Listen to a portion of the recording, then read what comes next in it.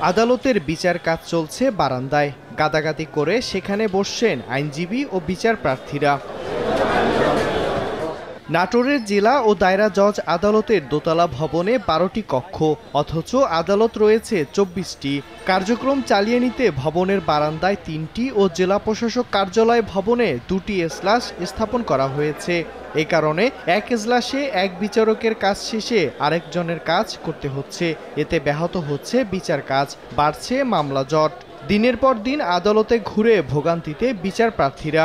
2018 সাল থেকে কেস এখনো পর্যন্ত চলমান আছে। বিচারকের তুলনায় মামলার পরিমাণ এত বেশি। 35 বছর ধরে একটা মামলাতে অনেক হেনস্থা হইতেছি। উকিল খরচ দেই, মুহুরি খরচ দেই, গাড়ি ভাড়া দেই। কেসগুলো যাতে দ্রুত নিষ্পত্তি হয়। সরকারের কাছে আমাদের আকুল আবেদন, যদি একটা জায়গা করে দিত তাহলে নাটোর জেলার মানুষগুলি এই আশেপাশে দাঁড়ায় থাকতো না। এদিকে নাটোরে নতুন করে 6টি বিচারকের পদ সৃষ্টি হলেও এখনো নিয়োগ হয়নি। এজলাস সংকটের মধ্যে নতুন বিচারকদের নিয়োগ দিলে বিচার কাজে আরও সমস্যায় পড়তে হবে বলে জানান রাষ্ট্রপক্ষের কৌঁসুলি। এজন্য ভবন সম্প্রসারণ জরুরি বলেও জানান তিনি।